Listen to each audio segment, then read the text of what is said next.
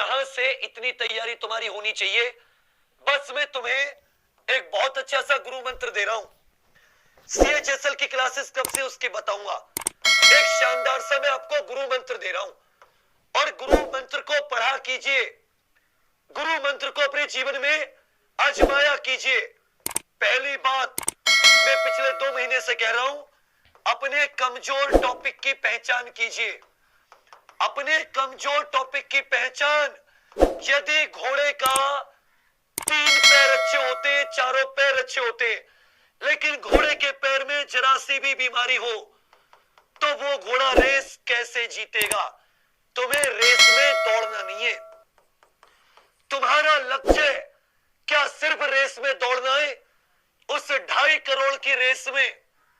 और तुम्हें तो 2.5 करोड़ की रेस में नहीं, तुम तो 35,000 की तुम्हें पुरस्कार जीतना है। तुम्हें उसमें एक सीट लेनी है। तुम्हें सिर्फ दौड़ना नहीं है, तुम्हें जीतना है मेरे साथी, तुम्हें जीतना है। और जब तुम जीतोगे तो कमजोर होके क्या जीत सकते हो?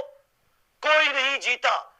तुम क्या सोचते हो 100 में से 60 नंबर लाना कोई बड़ी बात है? आ जाते हैं। शर्म तो तब आती है कि वही क्वेश्चन ALP आदि में करके तुम 80 भी ला सकते थे, 80 भी। और जब तुम 80 लाते तो तुम्हें कोई नहीं निकालने वाला था। लेकिन तुम 100 में से 46, 100 में से 30, 100 में से 60, 60 तो किसी के आए, सबके 80, 90 तो छोड़ो, तुम्हारे 40, 40, 30, 30, 50, 50 नंबर थे। तुम्हें शर्म ना आई हो, लेकिन मुझे शर्म आई जब मैंने वो आंसर शीट देखी। जब मैंने देखा कि तुम लोग ये नहीं बता पा रहे थे, तुम लोग ये नहीं बता पा रहे थे कि अमोनियम क्लोराइड, नाइट्रेट,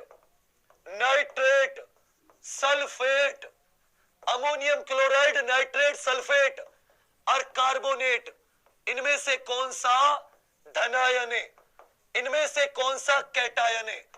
जब शर्म आई मुझे, जब तुम ये नहीं बता पा रहे थे कि इस ABCD में से कौन, तुम ये तो बता पा रहे थे कि पेट में कौन सा एसिड निकलता है, पेट में एसिड तो बता पा रहे थे, लेकिन तुम ये नहीं बता पा रहे थे इसमें से कौन सा कैटायन है, कौन सा धन आयन है।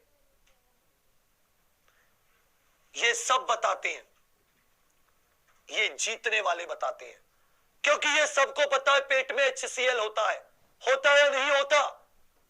लेकिन इसके लिए तुम्हें कॉन्सेप्ट पढ़ना होगा। तुम ऐसे ऐसे 30-50 क्वेश्चन तुम किसी की ले लो वीडियो पूरे YouTube पर कि टॉप 30 क्वेश्चन, लेकिन वो सारे कैटायन, तुम कितने क्वेश्चन रट के आ जाओ, मैं तुम्हें हर क्वेश्चन में फंसा दूंगा, मैं तुम्हें हर क्वेश्चन में फंसा दूंगा। तो मैं तुम्हें गुरु मंत्र की पहली बात बता रहा हूं, तुम पढ़ने से भाग रहे हो, तुम पढ़ने से भाग रहे हो। और जब तुम पढ़ने से भागोगे तो तुम कमजोर हो जाओगे, क्योंकि तुम्हारा हथियार, तुम्हारा कवच, तुम्हारे कुंडल, तुम्हारे विषय पर पकड़ है। तुम्हारी सब्जेक्ट पर पकड़ कितनी है, वही तुम्हारे कवच कुंडल है। सभी लोग शेयर करो, 5,000 प्लस होना चाहिए। तुम्हारे विषय, तुम्हारे सब्जेक्ट करण के कवच कुंडल है। तुम उसको खुद से दान देने को छोड़ो, तुम उन कवच कुंडल को लेने से भी डर रहे हो।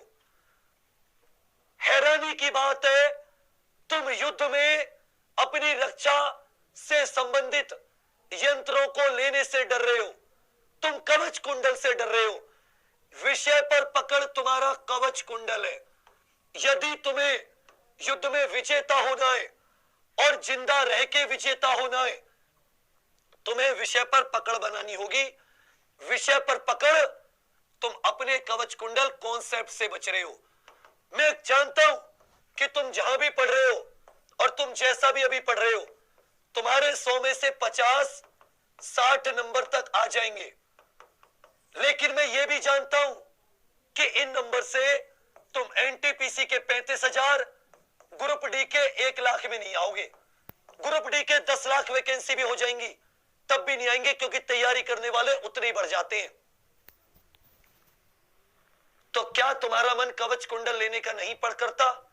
क्या तुम यहां सिमट के होना चाहते हो, या तुम यहां तक पहुंचना चाहते हो? इस बच्चे की सफलता की निश्चित गारंटी है। यह पेपर देकर आने के बाद में मौज लेगा और तुम अगले पेपर की तैयारी करोगे। यह सीबीटी 2 की तैयारी में लगेगा और तुम कंफ्यूज रहोगे, सर इस बार वैकेंसी आई ना, इस बार आग लगा दूंगा। तो तुम क्यों ऐसा कर रहे हो? तुम्हें समय तो देना है बाबू। तुम्हें वो अपने दिमाग से भी नहीं पढ़ना। तुम्हारे लिए सारी मेहनत कर रहे हैं। केमिस्ट्री की रात 10 बजे क्लास होती है, बायो की शाम 6 बजे होती है, फिजिक्स की शाम 5 बजे होती है, मैथ की सुबह 8 रात के 9, रीजनिंग की शाम 7-8 बजे होती है, करंट अफेयर की सुबह 6:30 रात के 11 बजे होती है। पूरी जान लगा रखी है कि कैसे इसको मैं कवच कुंडल दूं दुनिया के सबसे बेहतरीन, कैसे मैं अपने स्टूडेंट को अर्जुन बनाऊं। तुम भाग रहे हो, शर्म नहीं आती पढ़ाई से भागते हुए? आपके माँ बाप आपकी सेवा, आपके पालन पोषण में भागे।